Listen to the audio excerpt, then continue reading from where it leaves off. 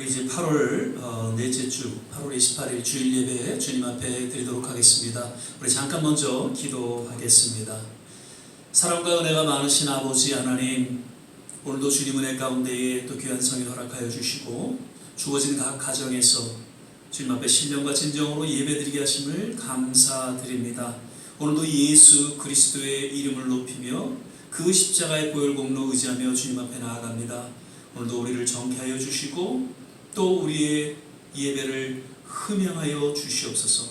오늘도 말씀하여 주시고 성령의 기름 부음이 있는 예배가 되게 하사 오늘 예배를 통하여 하나님의 영광을 맛보며 또 우리의 남은 생애 주 앞에 아름답게 드려지는 귀한 예배로 축복하여 주시옵소서.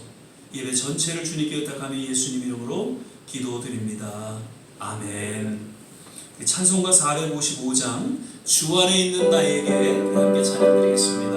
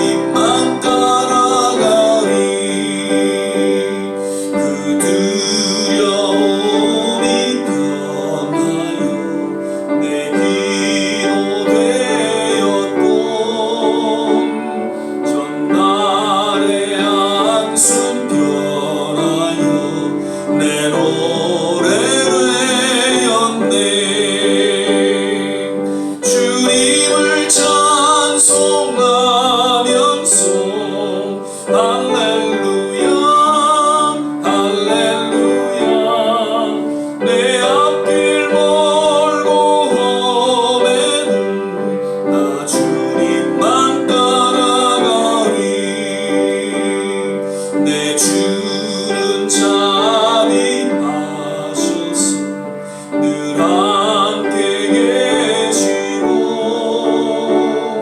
내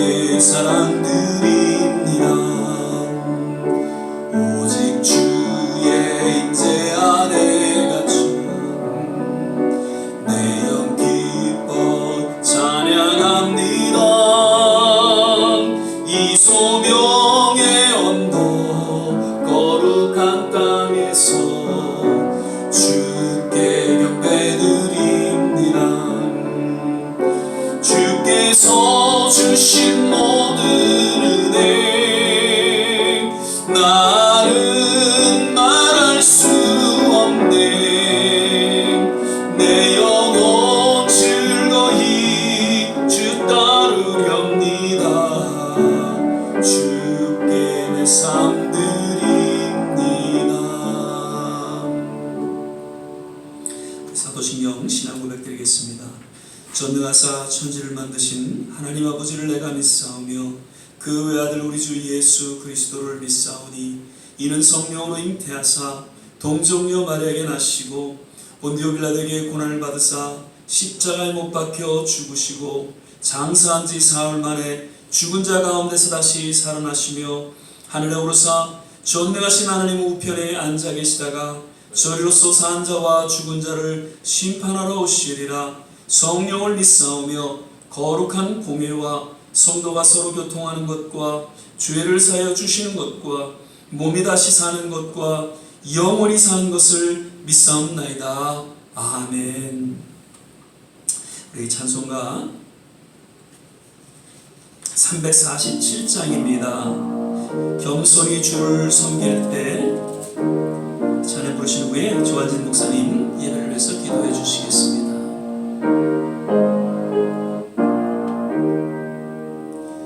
겸손히 주를 섬길 때 괴로운 일이 많으나 구주여 내게 힘 주사 잘 감당하게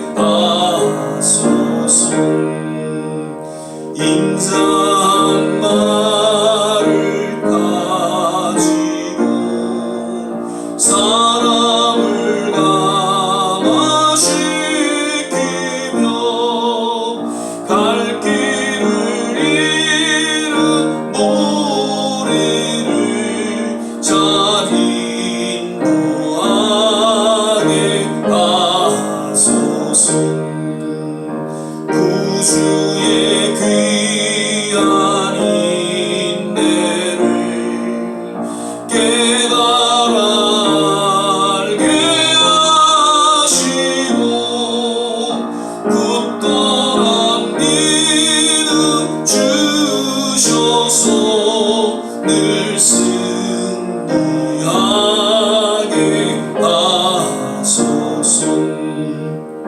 장래의 영광 비추사 소망이 되게 하시며 구주와 함께 살면서 참 평강 얻게 하소서.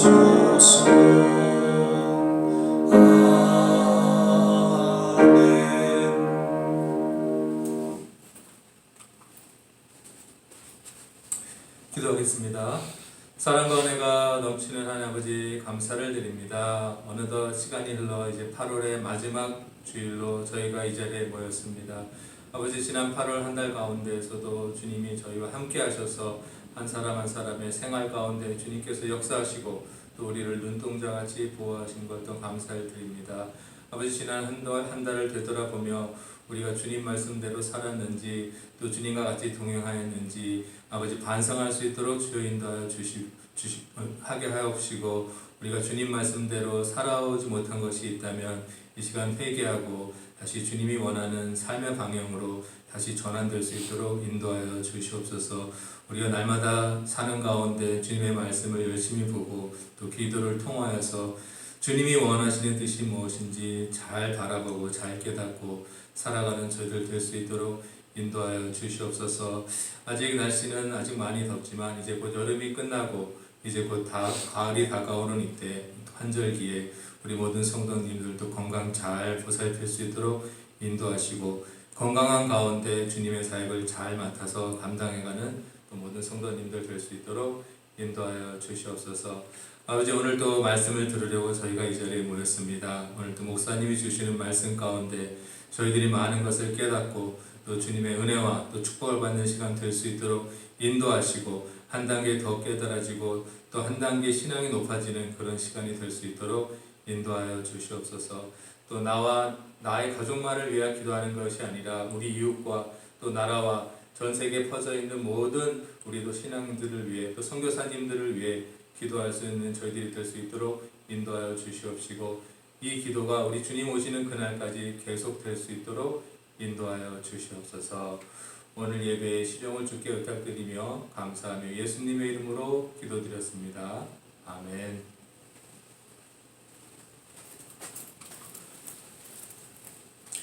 오늘 우리 함께 보실 말씀은 갈라디아서 6장 17절 한 절 말씀만 같이 보시겠습니다. 갈라디아서 6장 17절입니다. 제가 가진 성경으로는 신약성경 310면 전후에 있습니다. 갈라디아서 6장 17절 말씀입니다. 찾으셨으면 제가 봉독하겠습니다. 이후로는 누구든지 나를 괴롭게 말라. 내가 내 몸에 예수의 흔적을 가졌노라. 아멘. 예, 오늘은 이제 8월 마지막 넷째 주일 예배를 우리가 함께 드리게 됩니다. 오늘도 여김없이 또 예배에 함께 하신 모든 한 분 한 분 주의 이름으로 또 축원을 드리고요. 특별하신 하나님의 위로와 또 치유가 예배 가운데 임하기를 간절히 축원을 드립니다. 오늘도 서로 믿음으로 바라보시면서요. 주 안에서 건강하세요. 주 안에서 행복하세요. 함께 인사하면서 축복하겠습니다. 주 안에서 건강하세요. 주 안에서 행복하세요. 아멘. 늘 어디에 계시든지 주님 안에서 건강하시고요. 또 주 안에서 행복하시기를 축복을 드립니다. 오늘은 저는 예수의 흔적이라는 제목으로 함께 이제 말씀을 나누도록 하겠습니다. 성경 66권은 오늘날 모든 하나님의 자녀들에게 있어서 시대를 막론하고 들려주시는 하나님의 말씀입니다. 물론 어떤 말씀은 특정한 이들에게 들려주실 때도 있죠. 부모들에게 주시는 말씀이 있고요. 자녀들에게 주시는 말씀이 있고 남편과 아내 그리고 또 특별히 여자에게 그리고 장로, 상전, 종 등등 특별히 특정한 자들에게 들려주시는 그런 말씀들이 없잖아 있습니다. 그러나 대부분 모든 말씀을 오늘날 예수를 구주로 영접하고 하나님의 자녀가 된 남녀노소 모두에게 들려주시는 하나님의 법이요 하나님의 약속 하나님의 명령, 하나님의 권고와 쏜 뜻이 담겨져 있는 하나님의 말씀이다라는 것이죠. 그런데 때로는 이러한 하나님의 말씀을 우리가 대할 때 선뜻 이 말씀은 오늘날 나하고는 상관이 없다라고 느껴질 때가 없지 않아 있다는 것이죠. 한두 가지 성경을 통해서 좀 살펴보면요. 마태복음 16장 24절입니다. 이에 예수께서 제자들에게 이르시되 아무든지 나를 따라오려거든 자기를 부인하고 자기 십자가를 지고 나를 좇을 것이니라. 이것은 2000년 전에 예수님께서 그 당시 제자들에게 하신 말씀이지 오늘 나에게 주시는 말씀은 아니다라고 그렇게 생각하고 또 부담을 느끼기도 하곤 합니다. 요한복음 21장 17절에는 세 번째 가라사대 요한의 아들 시몬아 내가 나를 사랑하느냐 하시니 주께서 세 번째 내가 나를 사랑하느냐 하심으로 베드로가 근심하여 가로되 주여 모든 것을 아시오며 내가 주를 사랑하는 줄을 주께서 아시나이다. 예수께서 가라사대 내 양을 먹이라. 예수님께서 부활하신 후에 베드로에게 특별히 하신 말씀이죠. 그러나 이 베드로에게 2000년 전에 하신 이 말씀이 오늘날 동일하게 우리에게 주시는 하나님의 음성이다라는 것을 우리는 기억해야 할 것입니다. 양을 치라, 양을 먹이라는 이 부담스러운 말씀을 인해서 이것은 베드로에게 주신 말씀이다라고 우리가 지나쳐서는 안 될 것입니다.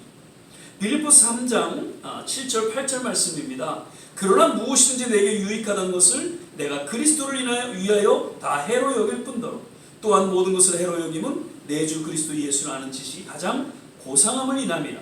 내가 그를 위하여 모든 것을 잃어버리고 배설물로 여김은 그리스도를 얻고.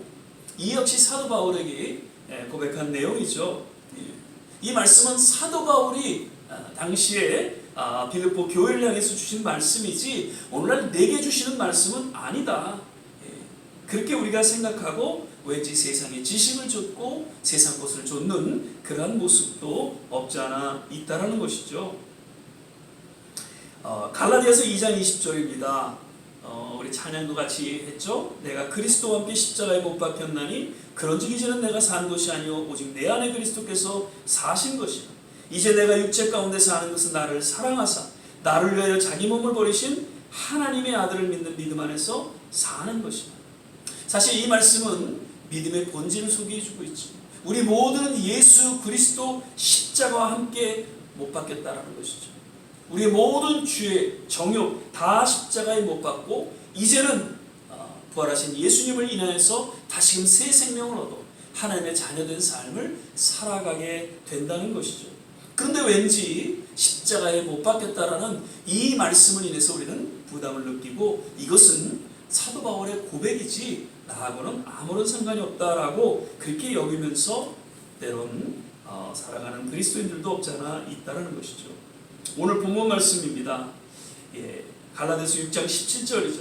이후로는 누구든지 나를 괴롭게 말라 내가 내 몸에 예수의 흔적을 가졌다. 사도 바울의 고백입니다.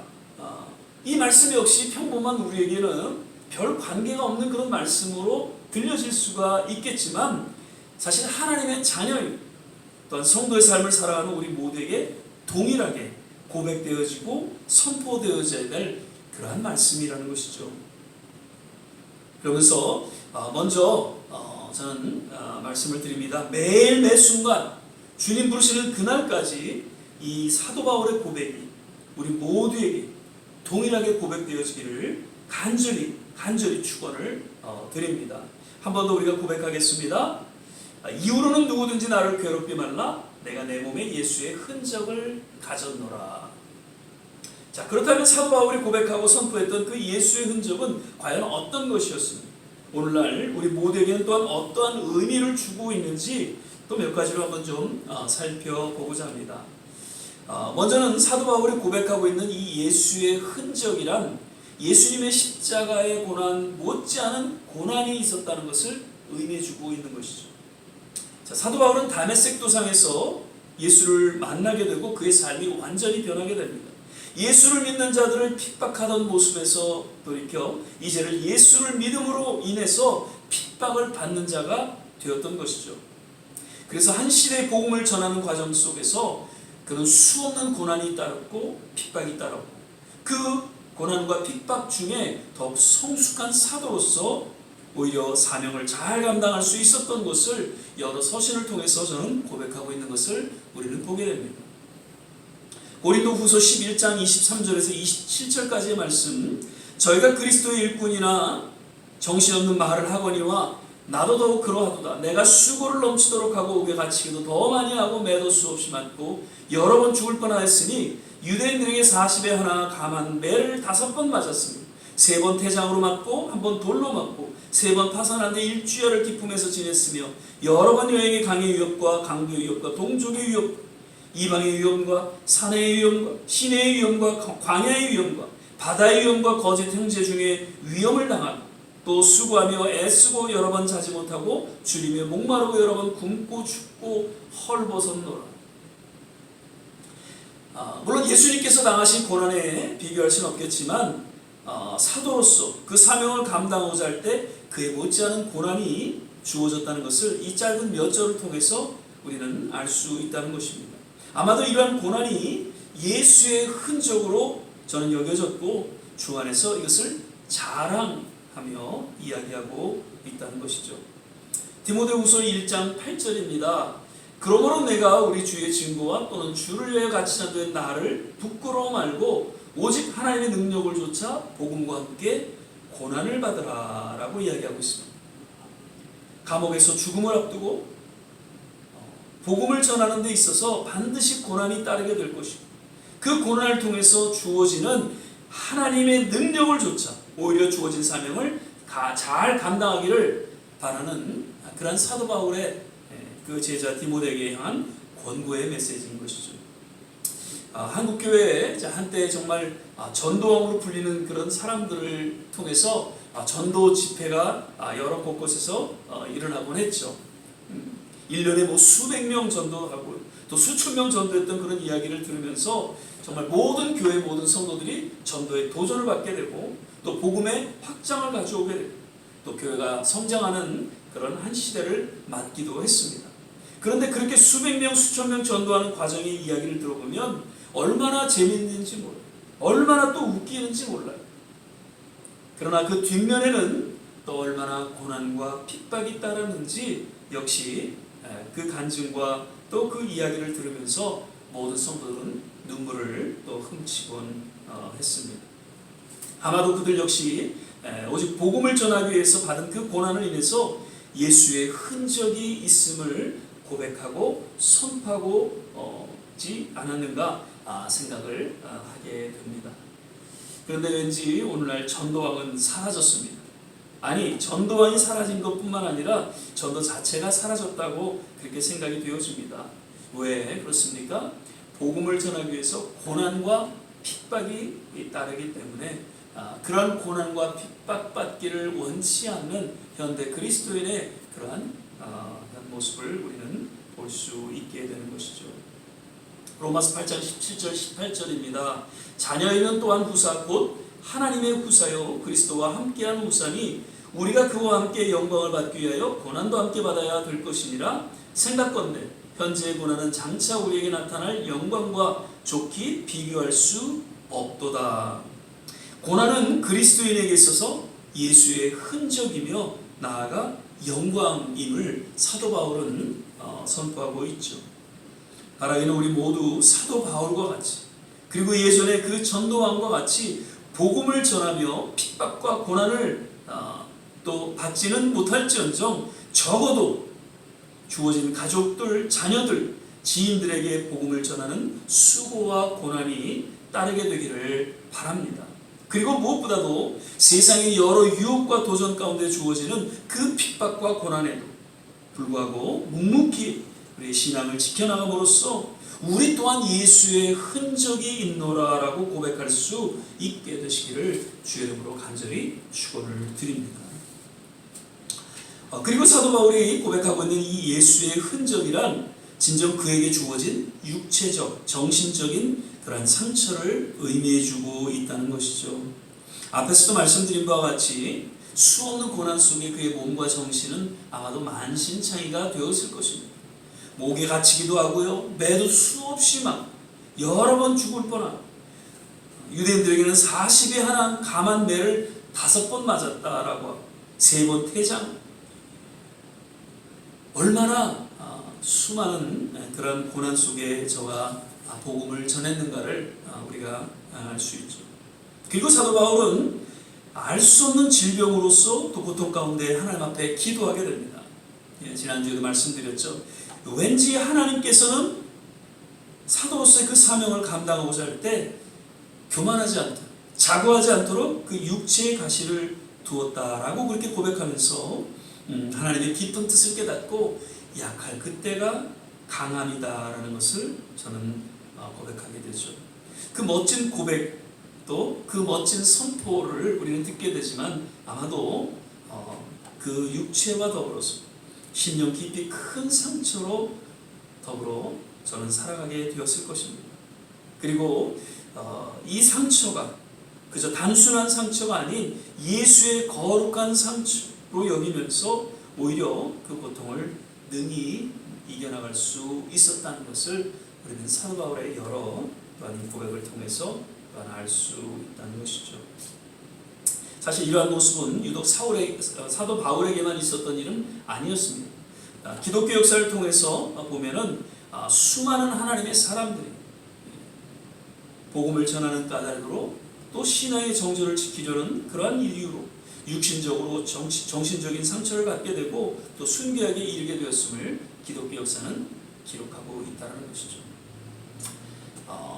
헨리 나우엔이라는 예수의 신부가 쓴 책이죠. 상처 입은 치유자라는 그런 책입니다. 제가 일전에도 좀 말씀을 드렸지만 그 서론에 이런 얘기를 하고 있죠. 상처로 신음하는 세상, 상처로 신음하는 세대, 상처로 신음하는 사람들, 상처로 신음하는 사역자들의 가슴을 울리는 책이다라고 이야기하고 있습니다. 얼마나 세상은 상처로 일관된 그런 삶인지 상처로 인해서 너무나도 신음하고 있는 그런 세대 가운데 속에서 들려주는 그런 메시지였다는 것이죠. 그 내용 중에 하나 이런 얘기를 합니다. 자신의 상처를 먼저 돌보는 동시에 다른 사람들의 상처를 치유할 수 있도록 준비되어야 한다. 예수님은 자신의 몸이 찢기심으로 친히 건강과 해방과 그리고 새 생명의 길이 되어 주셨다라고요. 상처 입은 치유자는 예수님이셨죠. 그리고 우리 또한 작은 예수로서 수많은 상처들이 승화되어서 단순한 상처가 아닌 예수의 흔적이 되어서 세상을 치유하는 치유자로서 그 역할을 감당할 수 있어야 할 것입니다. 우리가 당한 여러 가지 상처들 감히 역시 예수님의 그 상처와 비교할 수 없지만 그러나 적어도 그 믿음의 여정에서 받은 이모저모의 상처들이라면 결코 단순한 상처라고 말할 수 없고 거룩한 성도의 상처요 작은 예수의 흔적이다. 저는 그렇게 생각이 되어집니다. 다만 그러한 상처를 단순한 상처로 여기면서 그 상처에서 벗어나지 못한 삶을 살아간다면 그 상처는 그저 무의미한 상처로만 존재하고 계속해서 그 상처로 인해서 아파하고 힘들어할 것입니다. 그 상처는 세상에 아무런 영향을 주지 못할 것이고 오히려 자신과 가족에게 계속된 상처를 주며 살아가게 될 것입니다. 심패티와 임패티라는 그 영어 단어의 차이 제가 늘 역시 또 말씀을 드립니다. 아들을 잃은 그 어머니를 그 위로하는 목사님이 여러 모양으로 기도하면서 또 말씀을 전하며 위로를 합니다. 여러 조객들이 다 이모저모로 위로의 말씀을 전합니다. 그런데 이 어머니는 왠지 그렇게 깊은 위로가 되지 않는다고 하죠. 그런데 어느 한 권사님이 아무 말씀도 안 하시고 그저 그 어머니의 어깨에 손을 얹고 그저 침묵의 위로를 합니다. 그런데 왠지 그 침묵의 위로가 그 어머니에게는 큰 위로가 돼서 눈물을 흘리고 또 깊은 또 위로를 얻게 되었다는 이야기를 듣게 됩니다. 심패티와 임패티의 차이를 잘 소개해주고 있는 그런 이야기죠. 심패티는 그저 상투적인 위로입니다. 나는 아프지 않지만 정말 이 아픈 자들을 위해서 같은 마음을 품고 위로하고자 하는 그러한 모습이라 보면, 임팩트라는 그 단어는 지금 이 손을 얹고 침묵하고 있는 이 어머니는 이미 아들을 잃은 아픔이 있는 그러한 권사님이었습니다. 그래서 아무 말씀을 하지 않아도 그저 손만 얹고 있어도 왠지 위로가 되고 공감이 되고 치유가 되는, 그래서 이 상처 입은 치유자로서 우리가 갖고 있는 이 상처는 세상을 치유할 수 있는 그런 놀라운 능력이 된다는 것을 그 헨리 나우에는 그 책을 통해서 전해주고 있다는 것이죠. 사도 바울의 메시지가 오늘날 우리에게 위로가 되고 또 치유가 되는 것은 그가 거룩한 상처가 있었기 때문이고요, 예수의 흔적이 있는 그러한 하나님의 음성으로 우리에게 들려지기 때문인 것이죠. 우리에게 주어진 여러 상처들 그냥 상처로 두고 아파하고 힘들어하고 그로 인해서 원망하고 불평하기보다는 거룩한 하나님의 상처로 승화시켜서 오히려 그 아픔과 상처로 인해 힘들어하는 가족과 자녀와 그리고 세상을 위로하고 치유하는 상처 입은 치유자가 되시기를 바랍니다. 그리고 오늘 사도 바울의 고백과 같이 예수의 흔적이 있다는 것을 고백하고 역시 선포할 수 있게 되시기를 주의 이름으로 축원을 드립니다. 마지막에 하고 있는 예수의 흔적이란 그 헬라어 원어를 보면 조금 더 우리가 이해가 됩니다. 스티그마라는 단어입니다. 이것은 낙인, 씨일이라는 그런 뜻을 의미하고 있습니다. 이 스티그마라는 단어는 그러니까 쇠 인장을 불에 달궈서 자기의 그 소유, 당시에는 이제 짐승과 노예에게 그 화인을 찍게 되죠. 그래서 이건 내 소유다라는 것을 인정하고 종이다라는 것이죠. 사도 바울은 지금 이러한 스티그마라는 단어를 사용하면서 예수의 흔적을 지녔다고 고백하고 있는 것이죠. 즉 사도 바울은 이러한 표현을 통해서 철저히 예수의 종으로서 자신의 신분과 정체성에 대해서 또한 예수 그리스도를 향한 그 신앙을 고백하고 선포하고 있다는 것입니다. 사도 바울은 로마서 및 빌립보서 일부분의 앞부분에 이렇게 자신에 대해 소개하고 있음을 보게 됩니다. 로마서 1장 1절이죠. 예수 그리스도의 종 바울은 사도로 부르심을 받아 하나님의 복음을 위하여 택정함을 입었으니. 빌립보서 1장 1절입니다. 그리스도 예수의 종 바울과 디모데는 그리스도 예수 안에서 빌립보에 사는 모든 성도와 또는 감독들과 집사들에게 편지하노니. 그 여러 서신에 보면 사도임을 저는 밝히면서 그리고 그리스도에게 속한 종됨을 고백하고 있는 것을 우리는 역시 또 보게 됩니다.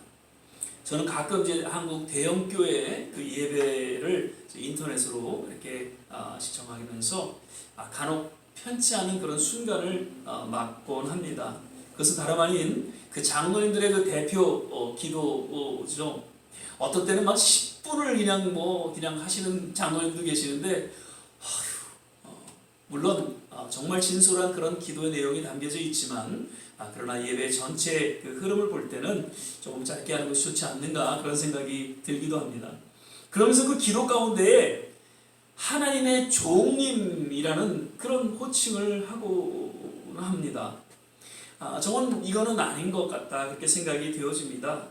물론 담임 목사님과 또 당시 그 설교자에 대해서 좀 이렇게 존경을 표하는 그런 표현인지는 모르지만 종은 종이지 종님이라는 단어는 없는 것 같습니다.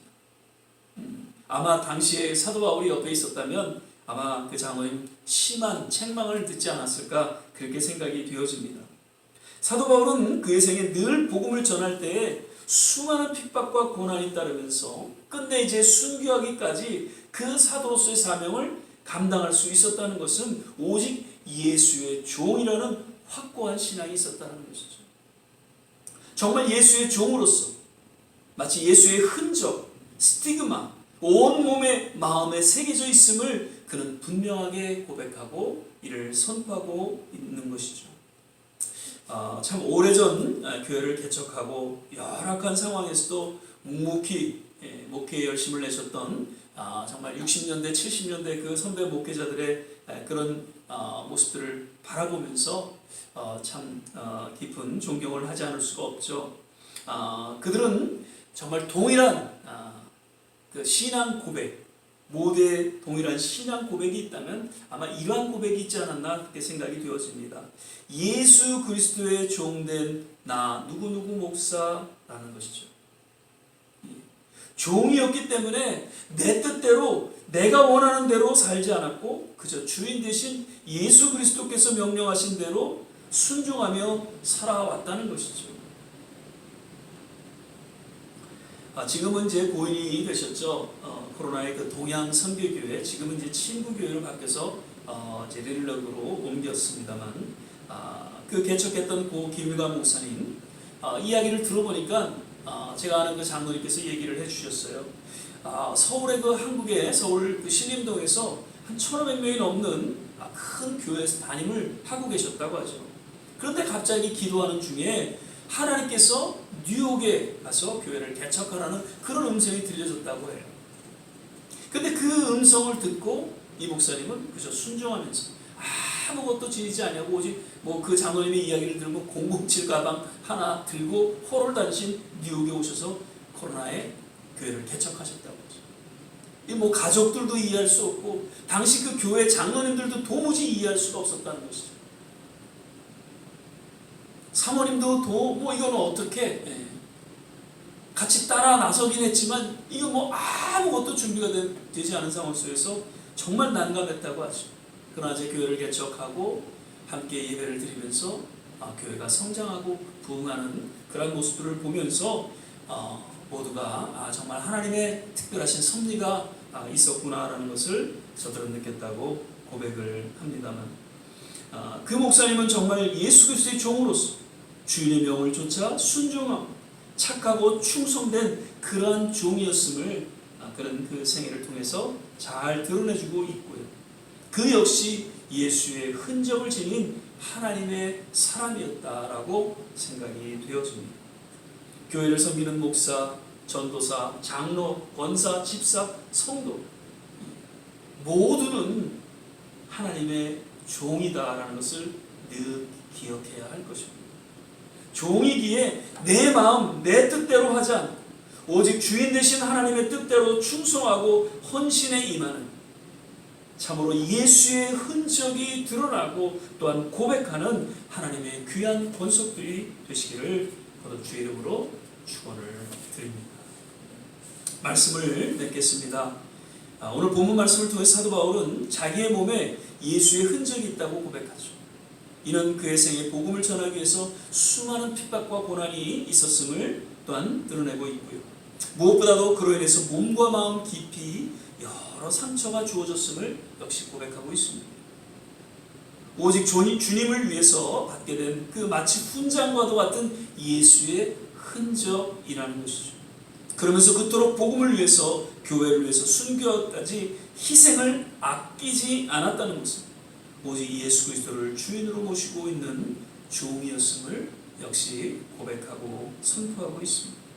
오늘 이러한 사도 바울의 고백이 거듭 우리의 동일한 고백이 되기를 바라고요. 주님 허락하시는 그날까지 오직 예수의 흔적이 있는 거룩한 성도의 삶을 살아가게 되시기를, 굳건한 믿음의 여정을 걸어가게 되시기를 주의 이름으로 간절히 축원을 드립니다. 기도하겠습니다. 사랑의 주님, 내 몸에 예수의 흔적이 있노라 라고 고백했던 사도 바울의 이 고백이 우리의 동일한 고백이 되기를 바랍니다. 참으로 주님 허락하시는 그날까지 그 어떠한 세상의 핍박과 고난에도 굴하지 아니하고 그 어떠한 상처에도 굴하지 아니하고 오히려 상처가 승화되어서 상처 입은 치유자로서 하나님 앞에 우뚝 서게 하여 주시고, 특별히 종으로서 주님 되신 예수 그리스도 앞에 늘 순종하며 충성하며 헌신된 삶을 살아가는, 그래서 정말 그날에 내 몸에 예수의 흔적이 있노라 라고 고백하고 외칠 수 있는 하나님의 귀한 성도들 되게 하옵소서. 감사하고 예수님 이름으로 기도드립니다. 아멘. 시간에 우리 348장 1절 우리 찬양 들으시면서 준비하신 또 예물을 주님 앞에 공헌하는 시간을 갖도록 하겠습니다. 나의 생명 드리리 주여 받아주셔서 세상 사랑 갈 동안 찬송하게 하소서. 아멘. 여기까지 또 방법의 말씀드립니다. 계속해서 우리 말씀 묵상 또 성경 읽기 새벽 기도 시간을 통해서 주님과 함께하는 하루하루의 삶이 되시기를 거듭 부탁을 드리고요. 다음 주는 사실 성찬 예배로 우리가 드리게 됩니다. 그러나 한 주 좀 연기를 해서요. 9월 11일 둘째 주에 저희가 성찬 예배로 이렇게 드리도록 하겠습니다. 특별히 이제 환절기를 맞았죠. 오늘 또 계속 덥기는 했지만 그래도 아침 저녁으로는 쌀쌀합니다. 그래서 감기 조심하시고요. 거듭 건강 잘 또 챙기실 수 있기를 바랍니다. 그리고 9월 이제 또 레이버데이 그 주간을 맞아서 좋은 안식의 시간이 되시기를 바라고요. 아무튼 늘 주님 안에서 건강과 행복한 그런 삶을 누리실 수 있기를 축복을 드립니다. 우리 이제 찬송가 248장입니다. 시온의 영광이 빛나는 아침 우리 1절 부르신 후에 기도하고 축도 예배를 마치도록 하겠습니다. 시온의 영광이 빛나는 아침 어둡던 이 땅이 밝아오네. 슬픔과 애통이 기쁨이 되니 시온의 영광이 비춰오네.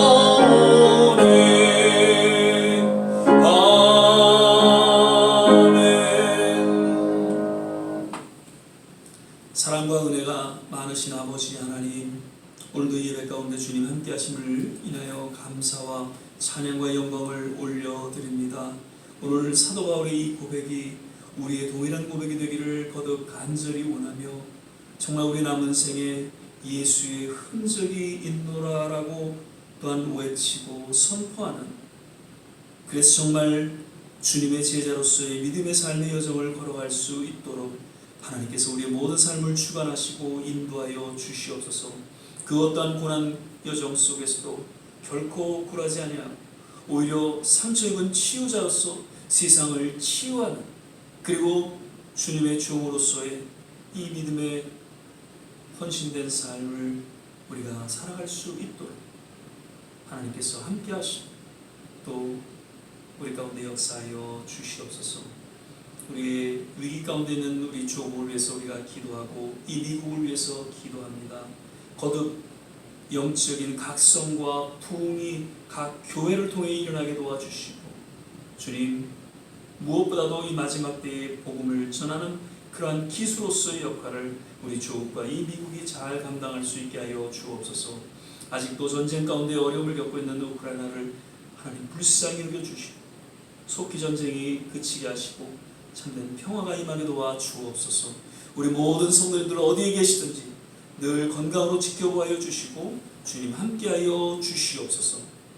이제는 우리 주 예수 그리스도의 은혜와 하나님의 무한하신 사랑, 성령의 내주교통 충만케 하심, 오늘 예수의 흔적이 있노라라고 고백하며 주님 앞에 우리 남은 생에 의탁하고 헌신하는 우리 모든 한 사람 한 사람 머리머리 위에, 저들의 가정과 자녀와 산업과 기도하는 모든 일들 위에, 그리고 두고 조국과 이 땅 모든 선교지 위에 지금부터 영원토록 함께 하시기를 간절히 축원합나이다. 아멘.